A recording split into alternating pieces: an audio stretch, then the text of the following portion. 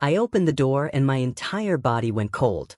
Renee was standing on my porch in a new haircut and a designer jacket, smiling like she'd just come back from a weekend trip. 3 years.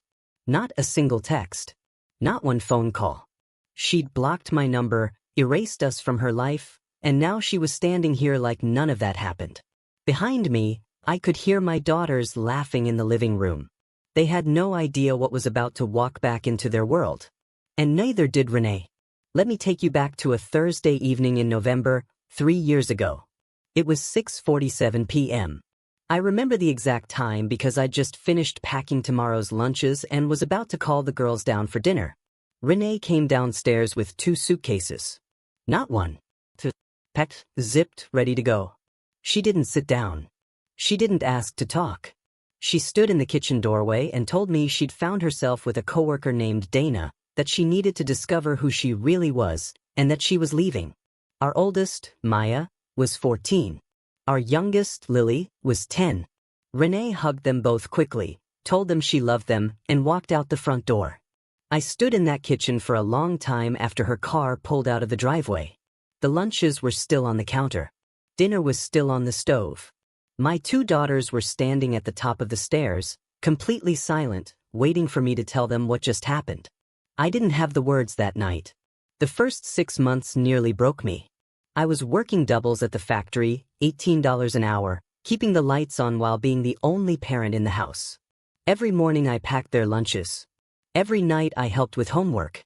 I drove Maya to volleyball practice and Lily to art class and ate vending machine sandwiches in parking lots because there wasn't time for anything else. I cried in the shower so they wouldn't hear me. Lost 30 pounds because I couldn't eat real meals. My manager pulled me aside twice asking if I was okay. I told him I was fine. I wasn't. But I had to be because those 2 girls were watching me every single day to see if I was going to fall apart. Lily started asking me the same question every night at bedtime. Daddy, are you going to leave us too? Every single night. I'd hug her tight and tell her no. I'd never leave. I meant it every time, even when I was running on 4 hours of sleep and hadn't eaten a real meal in 3 days. I tried to reach Renee. I want to be honest about that. Texts, calls, voicemails. I drove to her new apartment once and knocked on the door. Nobody answered. Within 2 months, she'd blocked my number, changed all her social media, and completely erased us. The girls never asked about her. Not once. It was like they'd made a silent agreement between themselves to just move forward. I followed their lead. Then a job posting came through a friend at work. IT support at a tech company downtown. I had certifications I'd been sitting on for years. I applied on a Tuesday night after the girls went to bed, got a call back Thursday, had an offer the following week. $65,000 a year. Benefits. Normal hours.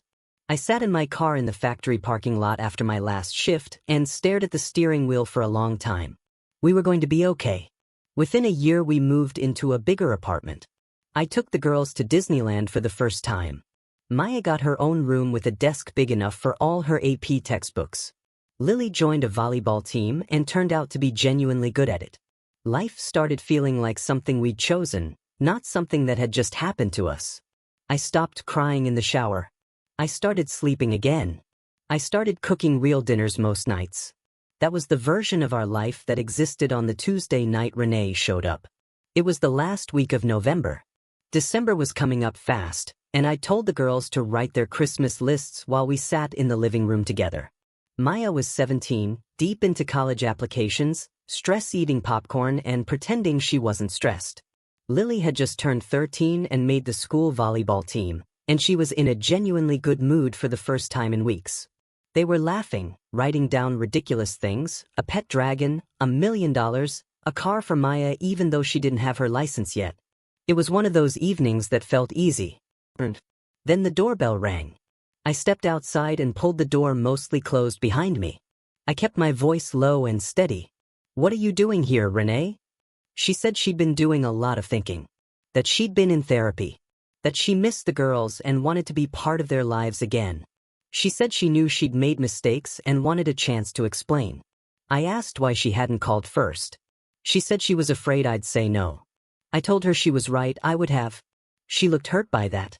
I noticed I didn't feel bad about it. I went back inside. Maya was standing in the hallway with her arms crossed, jaw tight. Lily was sitting on the couch holding her Christmas list with both hands, staring at the floor. I sat down next to Lily and told them both they didn't have to see her. Whatever they decided, I would back them up completely. Maya said she wanted to hear what she had to say. Lily didn't answer right away. Then she folded her Christmas list carefully and set it on the coffee table. "Fine," she said. "But I'm not hugging her." I brought Renee inside. She sat in the armchair across from the couch. I stayed standing near the doorway. She started talking, and I'll give her this. She didn't make excuses right away. She said she knew she'd hurt them. She said leaving the way she did was wrong.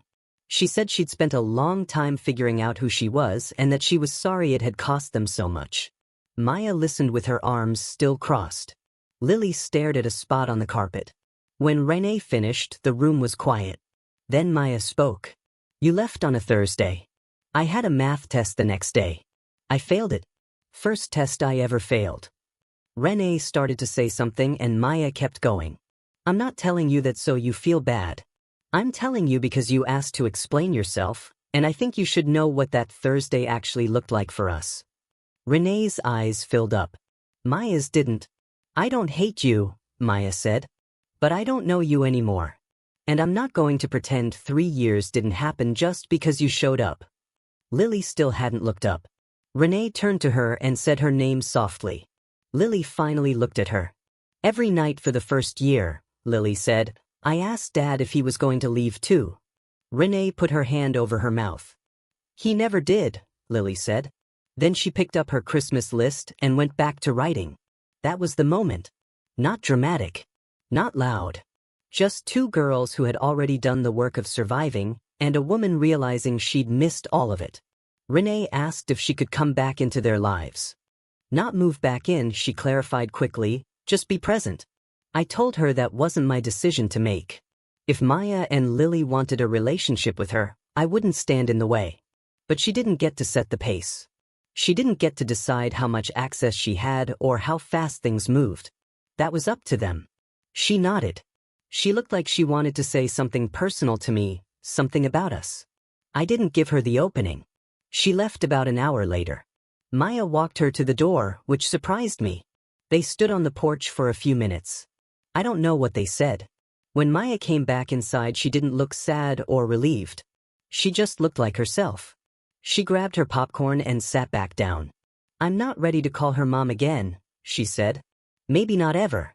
But I'll think about it." Lily had already gone back to her Christmas list. She'd crossed out the pet dragon and replaced it with a new volleyball. Practical. Focused. Exactly like her. Now here's where things got more complicated, because Renee coming back wasn't the only thing I had to deal with that month. 4 days after her visit, I got a call from Maya's school counselor. Maya had been flagged for emotional withdrawal in 2 of her classes. Teachers noticed she seemed distracted, disengaged. The counselor wanted to schedule a meeting. I said of course, and asked Maya about it that evening. She was quiet for a moment, then told me that her AP history teacher, Mr. Calloway, had been making comments in class about students from what he called broken homes, and how those students statistically underperformed in college. He'd said it twice in 2 weeks, both times while looking directly at Maya. She hadn't told me because she didn't want to add to my plate. I sat with that for a second. Then I told her she should have told me immediately. Her plate and my plate were the same plate. I went to the school the next morning and asked to speak with Mr. Calloway directly. He was in his mid-50s, the kind of teacher who'd been there long enough to think he was untouchable. I introduced myself, told him I was Maya's father, and asked him to walk me through what he'd said. He didn't deny it. He said he was presenting statistical data to prepare students for realistic expectations. I told him that using the phrase, broken homes, in a classroom full of teenagers, some of whom were living through exactly that, wasn't data presentation. It was careless at best and targeted at worst. He leaned back in his chair and told me he appreciated my perspective. His tone made it clear he didn't. Then he said something that changed the entire conversation. He said, "Mr. Adara, with all due respect, maybe the issue isn't my classroom. Maybe the issue is what your daughter is carrying into it. I looked at him for a moment. Then I said, I'm going to need you to write that down for me. He blinked. I told him I was filing a formal complaint and that I wanted his exact words on record. He told me that wasn't necessary. I told him I disagreed. I went straight to the counselor's office and filed a written complaint. Specific dates, specific language, specific impact. The counselor looked uncomfortable. She said she'd pass it along to the principal. I told her I'd follow up in 5 business days. On day 3, I got a call from the principal. Not day 5. Day 3. Apparently I wasn't the first parent to complain about Mr. Calloway. There were 2 prior complaints already in his file, both from the previous school year, both involving similar comments directed at students going through family situations. The principal told me the matter was being escalated to the district level. I asked what that meant in practical terms. She said it meant Mr. Calloway would be placed on a formal improvement plan and that his classroom conduct would be monitored for the remainder of the year. I asked if Maya would be moved to a different section. She said yes, effective immediately.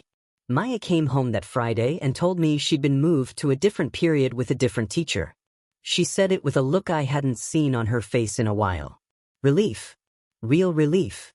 I told her that's what happens when you speak up and document everything. She said, you really do sound like a lawyer. I told her I'd learned from experience. But Mr. Calloway wasn't done. The following Monday, Maya came home quieter than usual. I asked what happened.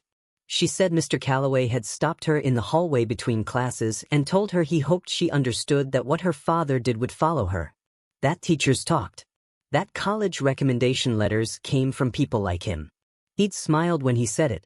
Maya had walked away without responding, but her hands were shaking when she told me the story. I felt something go cold in my chest. Not anger exactly. Something more focused than that. I didn't call the school this time. I called the district office directly and asked to speak with the superintendent's office. I documented the hallway incident in writing, time-stamped, and emailed it to the principal, the counselor, and the district HR contact I'd found on the district website. I also contacted a parent advocacy organization I'd found online, one that specifically dealt with educator misconduct cases. They told me what I described, a teacher making veiled threats to a student about her academic future in retaliation for a parent complaint, was a serious violation of district policy and potentially of state education code. They offered to send a formal letter on my behalf. That letter arrived at the district office on a Wednesday. By Friday, Mr. Calloway had been placed on administrative leave pending a full review. Maya didn't know about the letter until after it had already been sent. When I told her, she was quiet for a long moment. Then she said, "He really thought you were just going to let that go." I told her I hadn't let anything go in 3 years. I wasn't about to start now. The second thing that happened that month involved Lily, and it hit differently because it came from inside the team she'd worked so hard to be part of. Coach Tran pulled me aside after practice one evening and told me she'd overheard something in the locker room. A junior named Becca had been telling the younger players that Lily only made the team because her dad had complained to the school about the tryout process. That wasn't true. I hadn't said a word to anyone about tryouts. Lily had made the team on her own merit. But the rumor had been spreading for 2 weeks, and Lily hadn't told me. When I asked Lily about it that night, she shrugged and said she didn't want to make it a big deal. I told her it already was a big deal, because someone was undermining something she'd earned. She looked at me for a moment and said, "Dad, I know I made that team. I don't need everyone else to know it." I told her that was a mature way to look at it, and I meant it. But I also told her that letting false information go unchallenged wasn't the same as being above it. It just meant the false information kept spreading. She thought about that. Then she said, "So what do we do?" I told her we let Coach Tran handle the team side of it, and that I was going to request a copy of the official tryout scoring sheets from the athletic director, just to have them on record. Lily looked at me. "You're going to make it official?" I said yes. Because official meant permanent. And permanent meant nobody could rewrite it later. The athletic director sent me the scoring sheets within 48 hours. Lily's scores were in the top 4 of her age group. I printed them out and put them in a folder. I didn't show them to anyone. Not yet.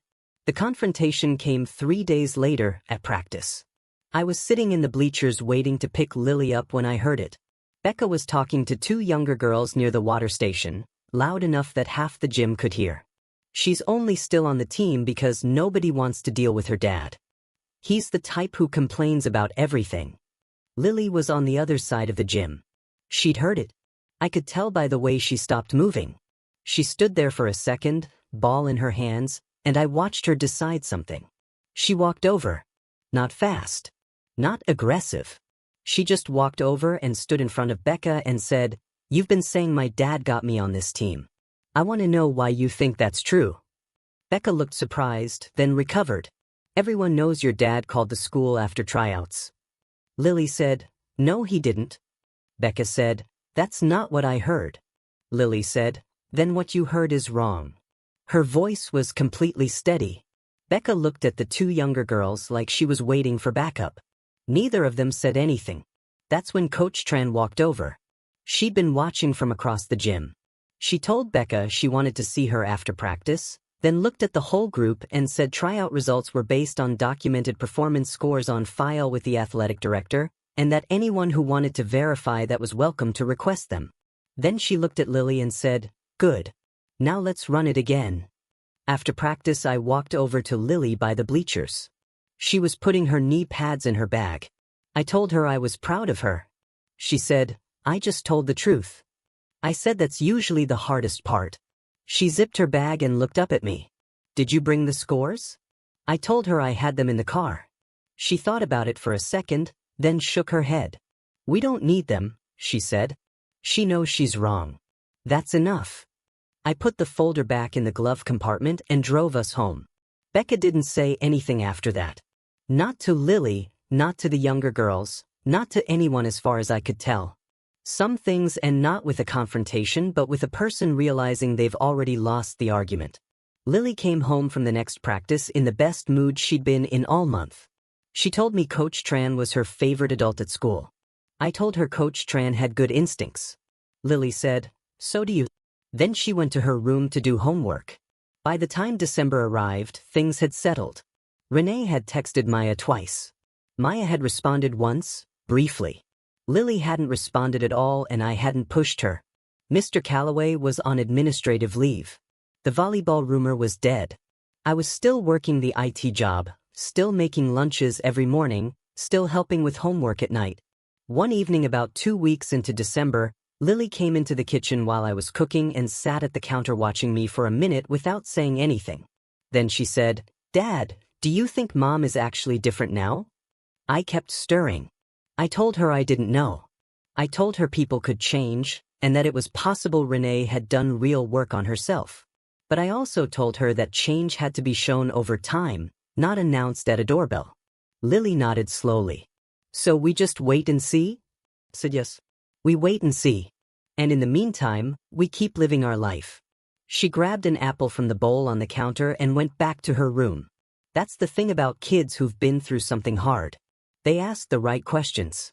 They don't need you to have all the answers. They just need to know you're thinking clearly. Christmas that year was quiet and good. Maya got the noise-canceling headphones she'd asked for. Lily got the new Volleyball Plus knee pads she'd been eyeing for months. I made a real dinner, the kind that takes most of the afternoon. We watched a movie after. Nobody cried. Nobody brought up Renee. It was just the 3 of us in the apartment we'd built together, doing exactly what we'd been doing for 3 years. After the girls went to bed, I sat in the kitchen for a while. I thought about the doorbell. I thought about Maya's voice when she told Renee about the math test. I thought about Lily walking across that gym, ball in her hands, deciding to go. I thought about the folders still sitting in my glove compartment with scores nobody needed to see. Renee texted me on New Year's Eve. A short message. She said she was grateful I'd let her come in that night. She said the girls were remarkable. She said she knew she didn't deserve credit for that. I read it twice, then set my phone down. She was right. She didn't. What she'd find, if she ever really looked, wasn't wreckage. It was a 17-year-old finishing her college essay with headphones on and half a bag of popcorn, and a 13-year-old who walked across a gym to tell the truth and then decided the proof wasn't necessary. That's not something you come back to claim. That's something that gets built in the dark, one Thursday at a time, by the person who stayed. I went back to the kitchen and finished the dishes.